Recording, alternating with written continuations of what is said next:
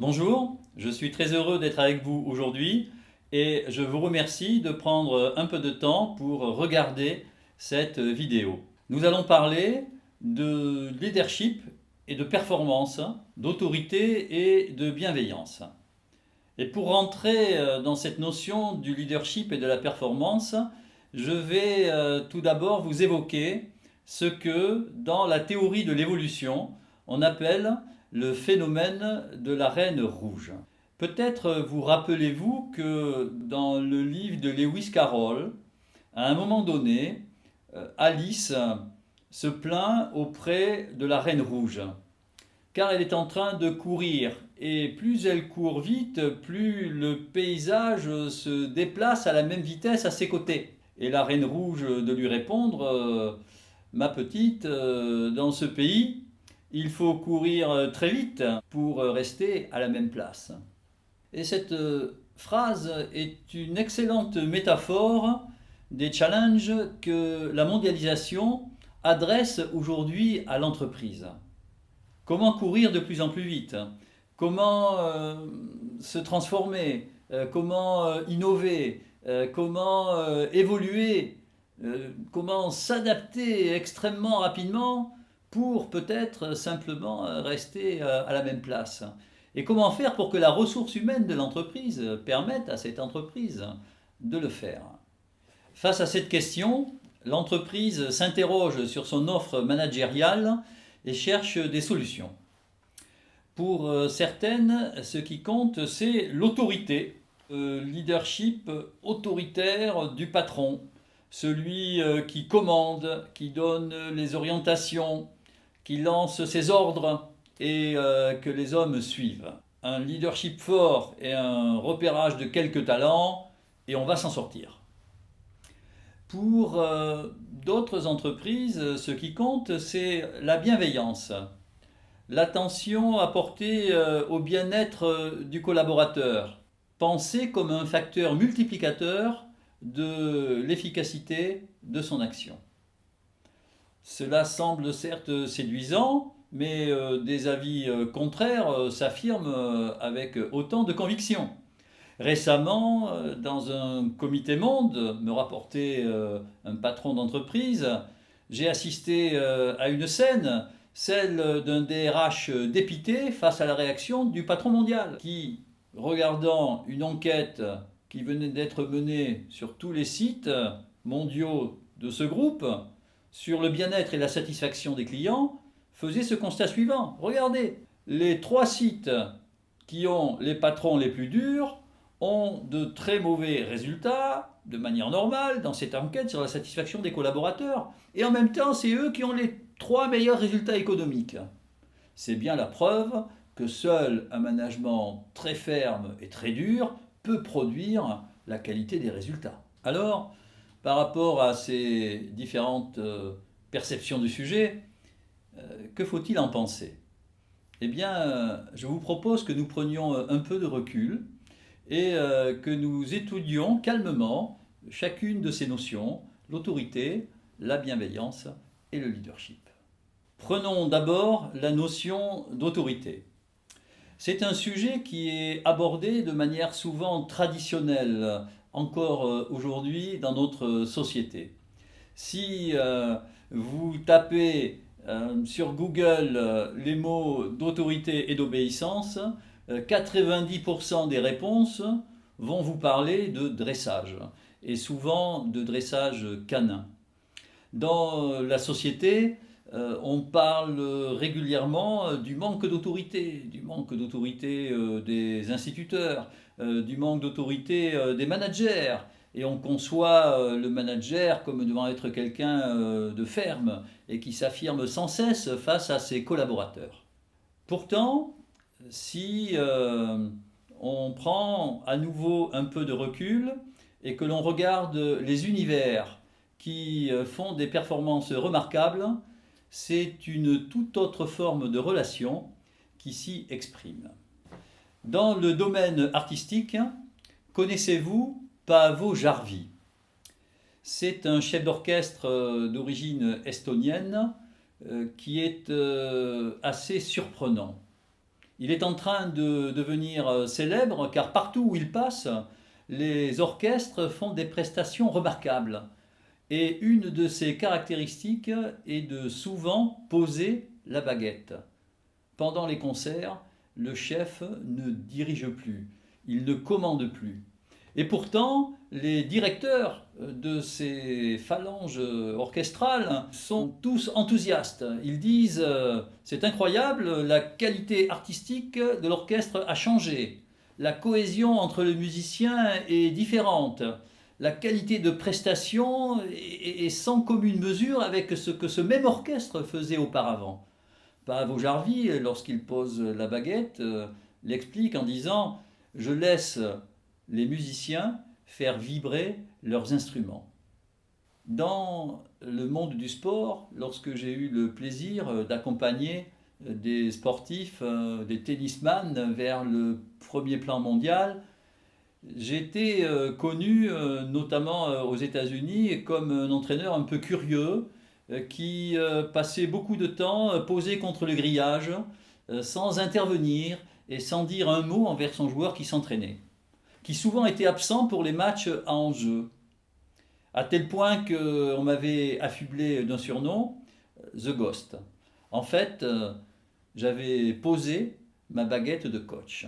Dans le monde de l'entreprise, vous connaissez sans doute Vinette Nayar et son livre Les employés d'abord, dans lequel il décrit combien il a cherché dès son arrivée à retenir l'ensemble des impulsions hiérarchiques descendantes qui animaient l'entreprise pour arriver à libérer des espaces d'autonomie et de responsabilité pour l'ensemble des collaborateurs. Et ce, avec le succès que l'on sait, car son entreprise de plusieurs milliers de personnes poursuit sa croissance à 2 chiffres. Alors, que peut-on penser de ces exemples? Pourquoi cette forme d'autorité serait-elle si efficace? Eh bien, Hannah Arendt nous met sur la piste de la réponse en nous disant « L'autorité exprime une obéissance dans laquelle les hommes gardent leur liberté. » Ce qu'elle veut dire, c'est qu'il s'agit de distinguer entre pouvoir et autorité, entre soumission et obéissance. Le pouvoir oblige à la soumission. L'autorité crée, génère, amène les conditions de l'obéissance. L'obéissance est un comportement librement consenti du collaborateur, qui choisit de s'engager dans les orientations et les actions qu'on est en train de lui présenter. Et parce qu'il y a son libre consentement, ses énergies peuvent complètement se dégager et la qualité de son action être optimale. Et pourquoi est-ce que le collaborateur m'accorderait ce type d'autorité? Parce qu'en fait, notre relation, dans ce cadre, est fondée sur un lien de confiance et sur un lien de croissance.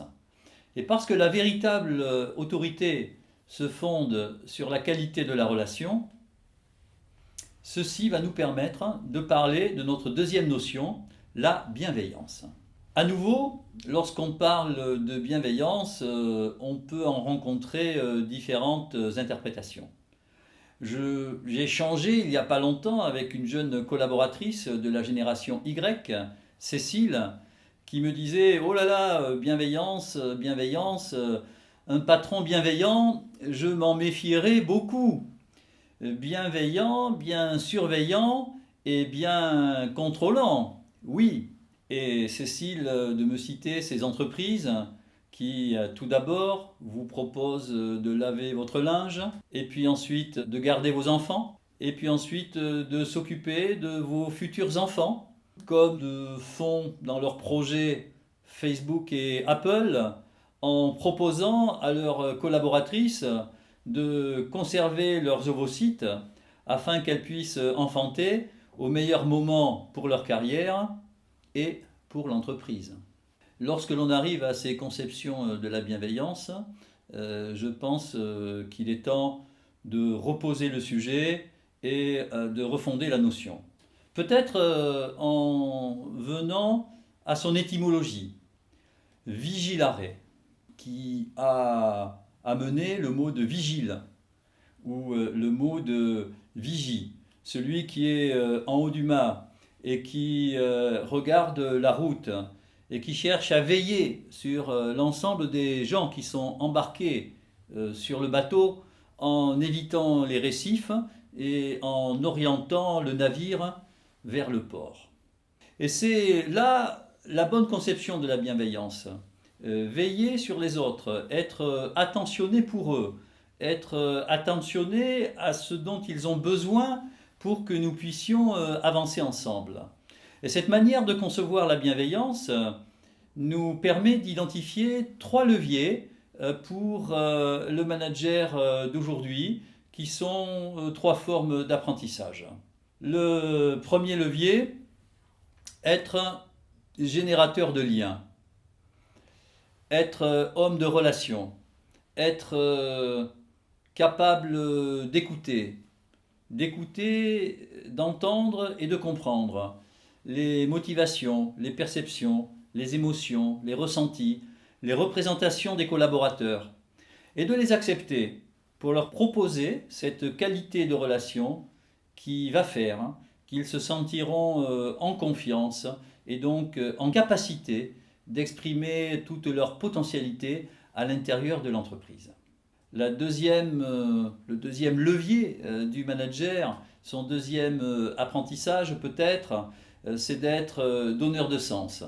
C'est-à-dire d'être capable, dans un univers complexe, d'indiquer les orientations intéressantes à engager. Et d'être proposeur d'un sens équilibré, d'un sens réconciliateur, avec un engagement ternaire ou quaternaire, c'est-à-dire qui arrive à réconcilier des ambitions certes économiques, mais aussi humaines et sociétales et écologiques. Cet apport de sens, certes, est une exigence qui est adressée au comité de direction en tant que pilote de l'entreprise, mais qui concerne aussi l'ensemble des collaborateurs à l'intérieur de la structure.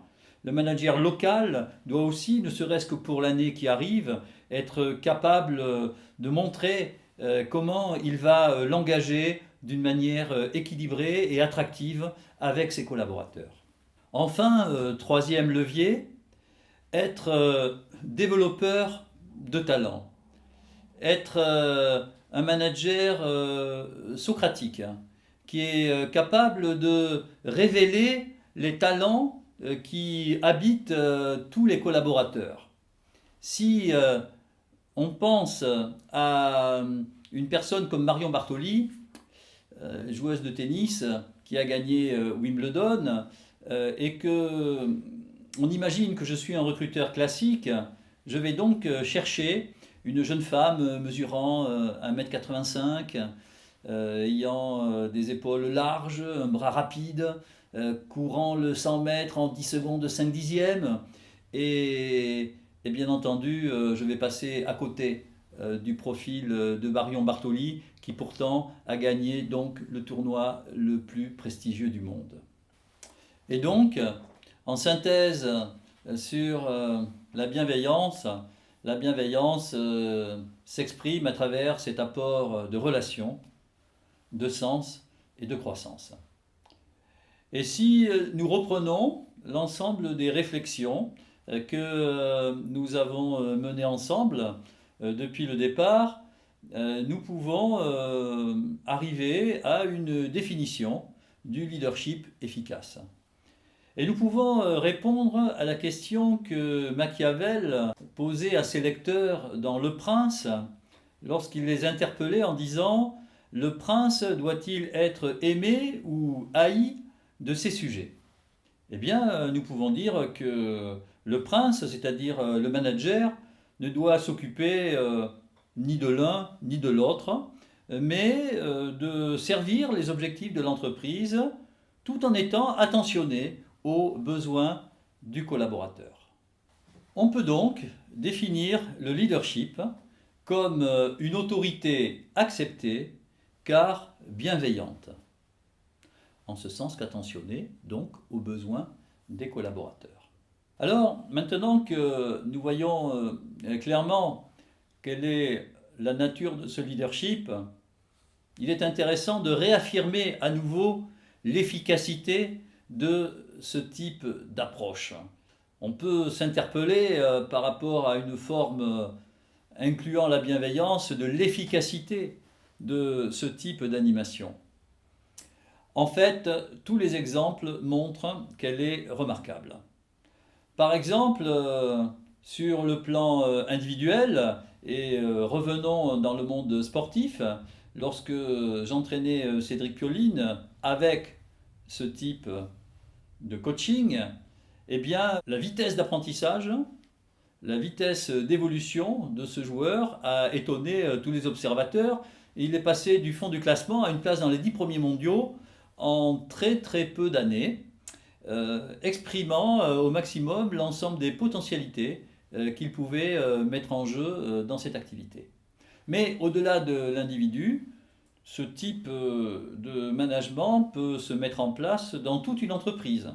Et nous avons eu régulièrement le plaisir d'accompagner des entreprises partenaires pour les aider à intégrer cette culture de management. Prenons par l'exemple d'une banque qui, dans son groupe, au moment où nous avons amorcé notre relation, était en toute dernière position sur un histogramme qui est bâti sur des indicateurs de qualité de service et de rentabilité des équipes.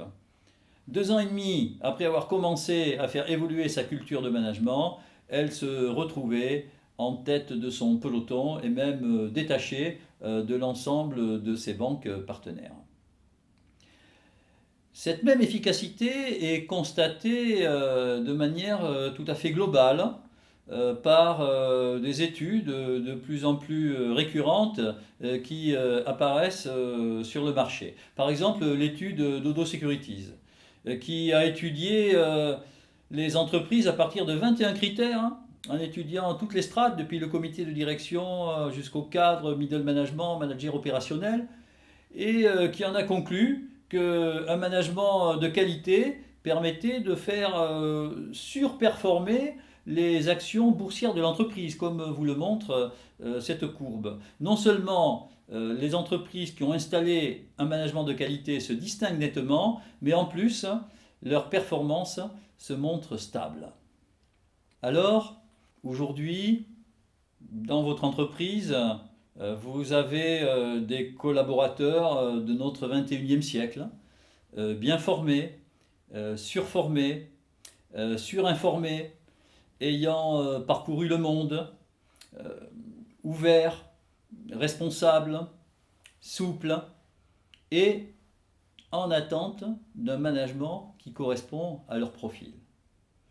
Que diriez-vous pour bénéficier de leur engagement, de leur offrir un management qui fait autorité, un management qui offre de la relation, qui offre de la croissance et qui fait sens au-delà des objectifs économiques de l'entreprise, ceci pour vous assurer de leur meilleure réalisation. Bien entendu, rentrer dans ce type de management demande un peu d'apprentissage. Pour faire le patron autocratique qui lance des ordres, il n'y a pas besoin d'apprendre grand-chose.